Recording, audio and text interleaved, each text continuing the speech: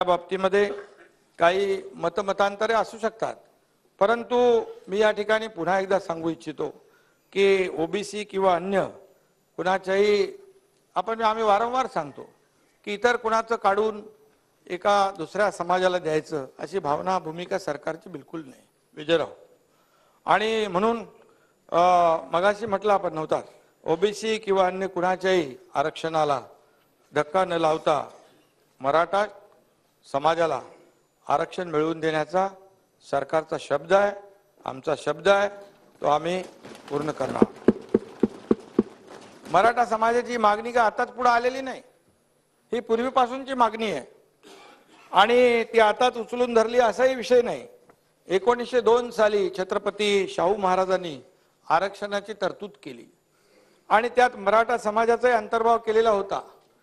त्यानंतर 80च्या दशकापासून मराठा बांधव आपल्या हक्कासाठी आरक्षणासाठी झगडतोय, लढतोय।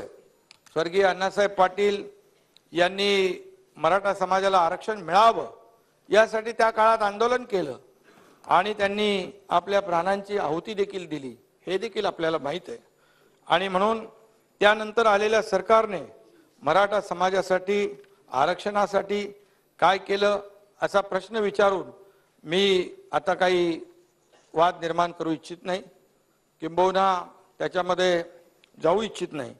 परंतु आज मी एवढंच सांगू इच्छितो की अण्णासाहेबांचं जे बलिदान आहे ते बलिदान जे आहे मराठा समाजासाठी व्यर्थ जाणार नाही, हा देखील या ठिकाणी आमचा शब्द आहे। आपलं मागासपण सिद्ध करण्यासाठी या समाजाला आज मोठा लढा द्यावा लागतोय, आंदोलनं करावी लागतात, उपोषण करावी लागतात आणि आपण ते पाहतोय। शेतीत आणि सहकारात राबणाऱ्या मराठा समाजातून आजवर अनेक नेते लोकप्रतिनिधी सत्तेत आले, मोठेही झाले, नावारूपाला आले, पण त्यांना मराठा समाजाच्या मागण्या मान्य करून त्यांना न्याय देण्याची देखील मोठी संधी होती। पण दुर्दैवाने या नेत्यांना आपल्या समाजाचं मत कळलं, परंतु मन कळलं नाही का माहित नाही, परंतु समाजाच्या भावना मराठा नेतृत्वाला कळल्या असत्या तर समाजाला यापूर्वीच न्याय मिळाला असता, एवढंच मी या ठिकाणी सांगू इच्छितो।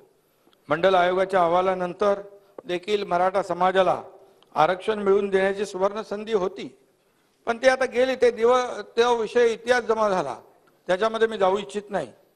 आणि म्हणून राजकारणातली काही लोक, काही नेते, काही लोकप्रतिनिधी म्हणजे मराठा समाज संपूर्ण मराठा समाज होत नाही आणि म्हणून बहुसंख्य मराठा समाज आजही अत्यंत हलाखीच्या परिस्थितीमध्ये जगतोय।